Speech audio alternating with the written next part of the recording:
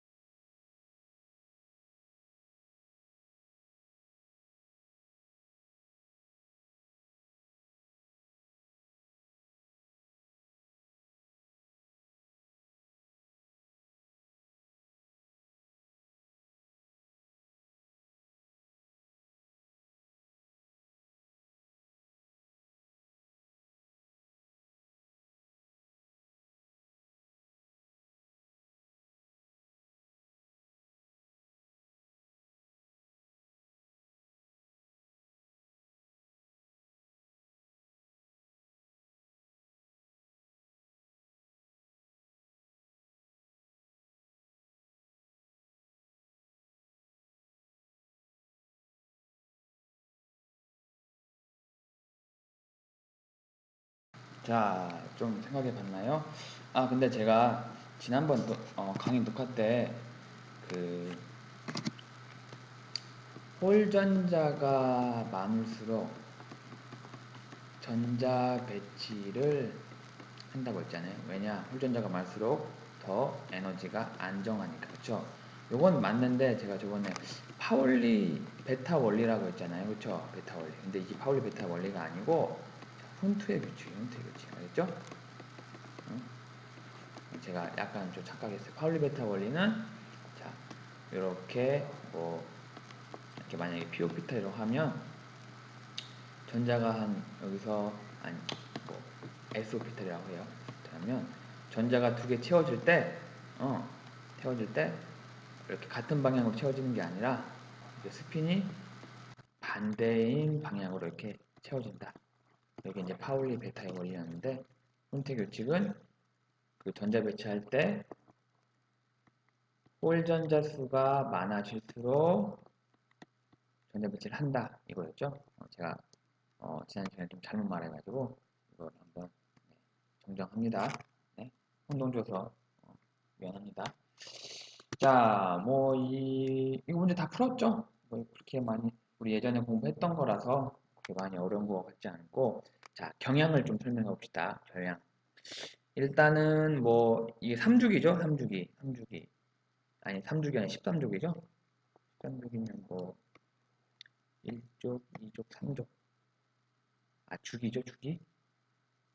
2주기, 주기죠. 잠깐만 그 주기율을 하나 바꿔봅시다.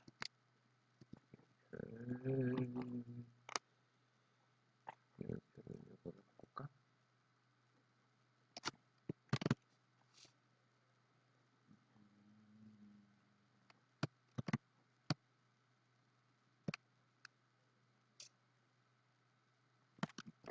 자, 주기를 배워봅시다. 자, 풍소가 3주기 아니 3족? 풍소가 아니 3족? 3족.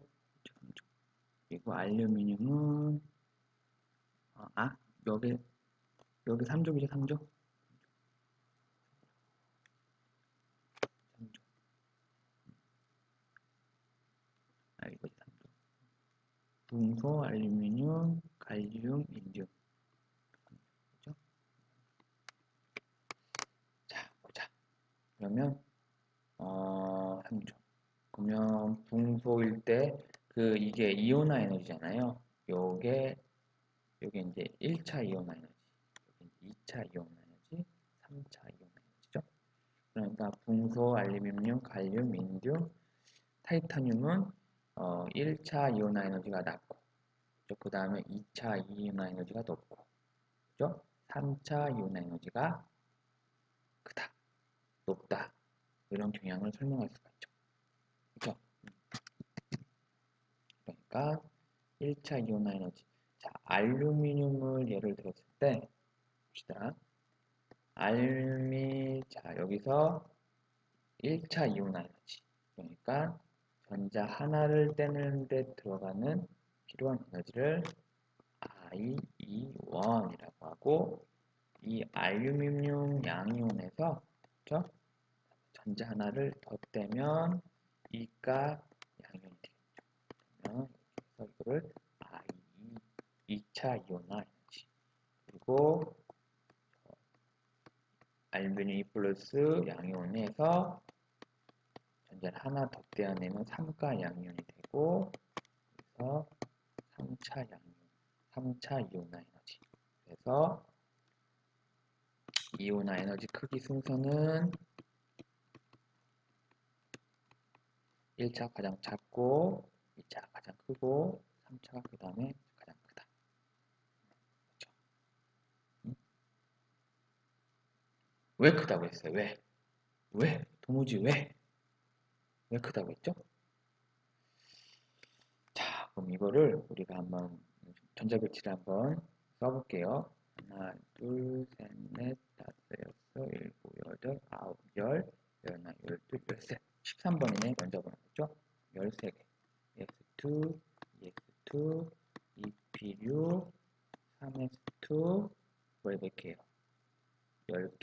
13개라고 했죠? 3p1. 그렇죠? 그러면 요거를 그려봅시다. 잠깐만요. 가운데 양성자가 있을 거고, 가장 전자 껍질 안에 첫 번째 전자 껍질에 전자가 2개 있을 거고, 그렇죠? 그 다음에 두 번째 전자 껍질에 8개가 있을 거죠?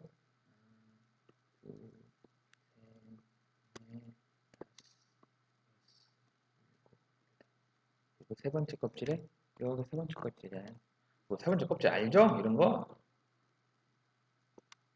여기가 n 껍질이 하니까 n이 1일 때 주양재수가 1일 때 여기는 주양재수가 2일 때 여기는 주양재수가 3일 때잖아요.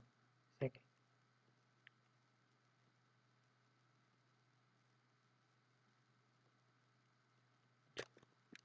자, 봅시다. 이렇게 돼 있는데 여기서 당연히 자, 여기에 이제 중성 알루미늄 원자예요. 그렇죠? 당연히 여기서 요 전자 하나를 떼내는 게 그렇죠?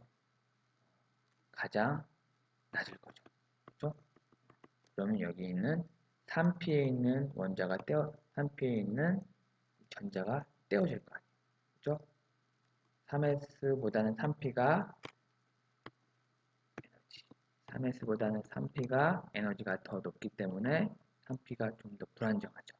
불안정하기 때문에 3S가 3S에 있는 전자보다 3P에 있는 전자를 하나 떼내는 게 그만큼 이온 에너지가 덜 들어서 이온 에너지가 작겠죠. 이게 첫 번째 이온 에너지죠. 그 다음에 이제 두 개가 있어요. 두 개는 지금 3s 오비탈에 있는 거죠. 3s 오비탈. 그러니까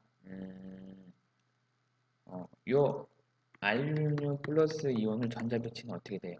1s2, 2s2, 2p6, 3s2가 되는 거죠. 그렇죠? 그럼 여기서 전자 하나를 더 떼면 3s2, 2s2, 2p6인데 여기서 떼어지겠죠. 3s1이죠. 그렇죠? 그러면 당연히 이 둘 사이에 자, 이렇게 반발력이 있어서 그렇죠?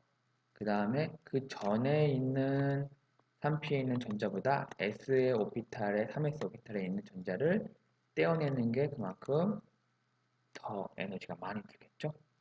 그렇죠? 그러면 떼어져 가지고 이렇게 알루미늄 이가 이온이 됐어요. 그렇죠? 그 다음에 마지막으로 요 세 번째 이 전자를 떼어내는 게 첫 번째, 두 번째보다 더 어렵겠죠. 그렇죠? 왜냐? 그만큼 두 번째 있는 것보다 첫 번째 있는 게 더 안정하잖아요. 왜 안정하다고 했어요? 3s1 오비탈은 여기서 전자 한 개는 자 이렇게 홀 전자 수가 증가하죠. 홀 전자 수가 이렇게 있잖아요. 그렇죠? 3s2는 이렇게 두 개가 있잖아요. 얘 그 궤도함수의 한 궤도함수에 전자가 두 개 들어가는 것보다 이렇게 하나 상태가 있는 게 더 안정하다. 그렇죠? 그렇죠. 그래서 보면 알루미늄 3가 양이온은 전자 배치가 이렇게 된다. 그래서 1차 이온 에너지, 2차 이온 에너지, 3차 이온 에너지. 자, 뭐 이 경향은 다 이 그래프 보면 다 알긴 하는데 왜 그런지를 지금 설명을 잘 해야 돼요. 알겠죠? 그래서 제가 영상 지금 찍은 거 좀 잘 공부해서 앞에 부분도 충분히 어려웠어요. 어려웠지만은 차근차근 공부하면 되겠습니다. 네, 그러면 답이 됐죠? 자, 그러면 이제 우리 진도를 한번 나가보죠. 자, 이제 우리 전공이 화학이라서 문제를 많이 풀어봐야 돼요. 그렇죠? 응용력을 좀 기울여야 돼요. 그래서 문제를 이렇게 많이 풀고 그 문제를 푸는 시간을 좀 많이 주고 하는 겁니다. 알겠죠? 혼자서 풀면 이렇게 강의 마음의 동영상 강의다 하지만 이렇게 시간을 주고 풀면 그래도 생각하는 시간 갖게 되잖아요. 그죠? 그래서 좋은 겁니다. 그죠? 자, 다음 넘어가 볼게요. 자, 그 다음에는 이제 전자 친화도. 전자 친화도. 이거 말 들어보면 뭐 전자 친화도죠. 어피너티가 친화도, 친화력. 그죠? 그러니까 요거는 이온화 에너지와 거의 개념이 반대죠. 그렇죠? 반대겠죠. 이온화 에너지는 전자 하나를 떼어내는데 필요한 거고, 그리고 이 전자 친화도는 어떤 원자가 전자 하나를 이렇게 얼마나 친하냐, 얼마나 받아들일 수 있냐, 그거를 얘기하는 겁니다. 봅시다. 자, 기체 상태의 원자과 전자를 얻을 때 필요한 몰당 표준 엔탈피 변화, 요거와 같아요. 기체 상태의 원자과 전자를 기체 상태의 원자가 전자를 하나 얻을 때 필요한 몰당 표준 엔탈피. 그렇죠? 그러니까 여기 중성 원자인데 얘가 전자를 얻어가지고 이렇게 중성 음이온이 돼요. 자, 왜 기체 상태의 원자에서 전자 친화도를 측정한다고 했죠? 측정한다고 말한 적은 없고, 이온화 에너지일 때는 원자도 기체 상태에서 이온화 에너지를 측정한다고 했죠? 그거랑 동일해요. 그죠? 고체 상태에 있을 때는 이 원자들이 서로 붙어 있어서 서로 상호작용하기 때문에 각 원자에 있는 주위에 있는 전자들이 옆에 있는 원자의 전자들을 영향을 미치게 돼요. 그렇죠? 그래서 정확한 전자 친화도를 구할 수가 없어요. 그래서 기체 상태는 원자들이 거리가 이렇게 넓어지잖아요. 그래서 요 단순하게 하나의 원자에 대해서만 전자 친화도의 전자를 얻을 때 필요한 몰당 표준 엔탈피 변화를 구할 수가 있는 거예요. 알겠죠? 이거 중요한 거예요. 중요한 개념이에요. 알겠죠? 자, 봅시다. 그래서 이와 유사한 개념인 전자 친화도, 이게 Electron Affinity라고 해서 EA라고 합니다. 그래서 다음과 같이 해요. 그러니까 이게 어떻게 되냐? 전자 친화도는 중성 원자의 에너지 마이너스 전자 하나를 받고 나서 음이온의 에너지 차. 그래서 전자 친화도를 구하는 겁니다.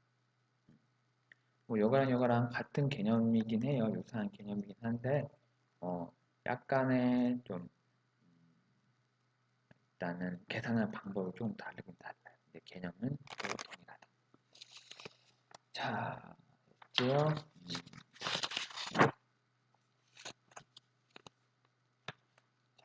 다음 넘어가 볼게요.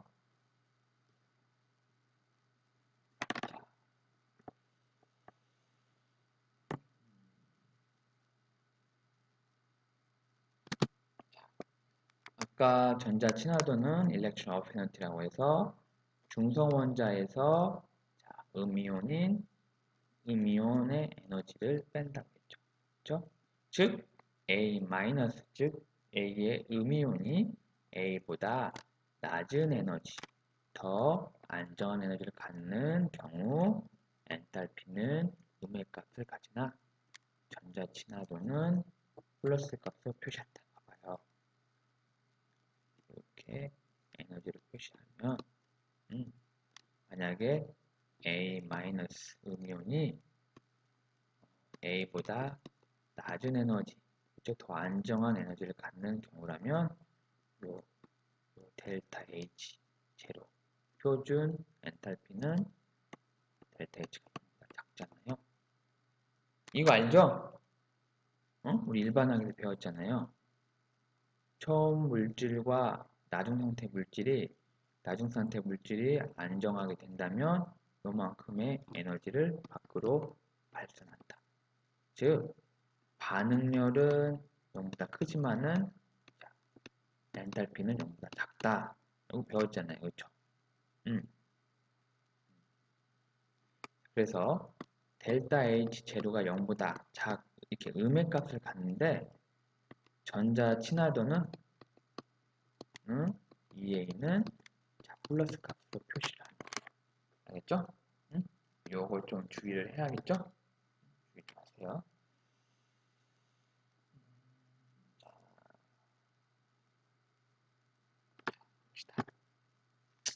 자, 전자에 대한 친화도의 값이 크다는 것은 어휘 그대로 전자를 더 쉽게 받을 수 있다고 해석할 수가 있다.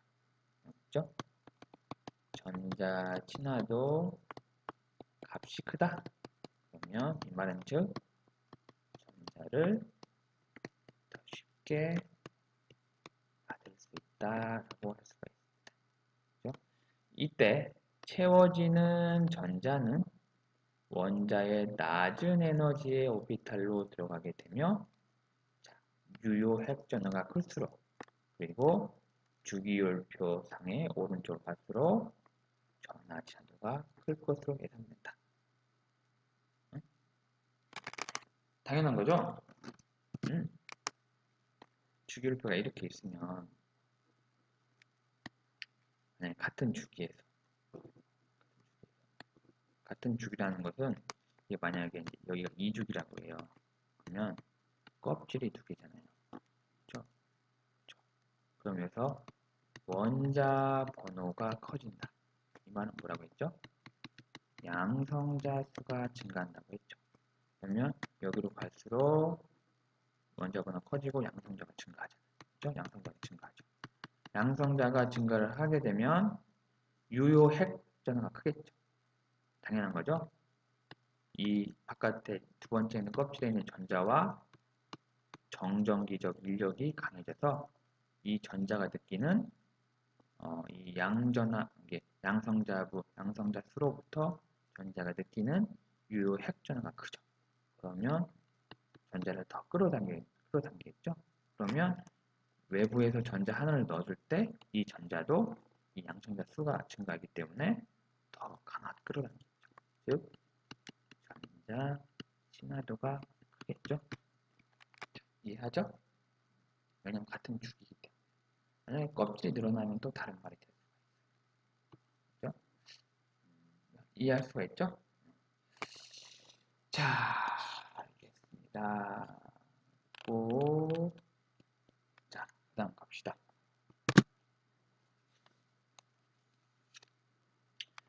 자, 이 전자 친화도를 표로 정리를 한 거예요. 주기율표로 보면. 그죠? 보면, 이쪽 같은 주기에서 이렇게 원자보다 커질수록 이렇게 대부분 전자 친화도가 커지는 것을 알 수가 있어요. 그죠? 근데 요 8쪽 알죠? 8쪽. 비활성 원소 있죠? 여기는 전지 친화도가 작죠. 왜냐? 가장 안정하잖아요. 그래서 가장 최외곽의 전자가 8개로 채워져 있기 때문에 옥텟 규칙이죠? 여기를 만족을 하기 때문에 전자가 외부에서 잘 들어갈 수가 없어서 친화도가 적어요. 그렇죠? 그래서 뭐 일렉트론, 전자 친화도를 이렇게 전형 원소들로 인해서 주기별로 하면 이런 패턴이 보인다. 이런 패턴 보시고. 그래서 1족 원소에서 1s의 최외곽 전자를 갖는 원자에 전자를 채워 S2가 되는 것이 2족 원소의 S2에서 S2P1으로 되는 것보다 더 쉬운 경향을 본다. 한번 그건 당연한 거죠. 자, 그러면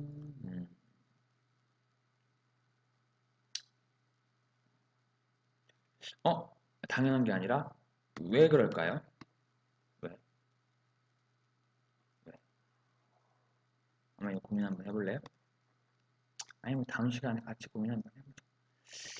네, 아무튼 고생했습니다. 네, 잠깐 끊고 할게요.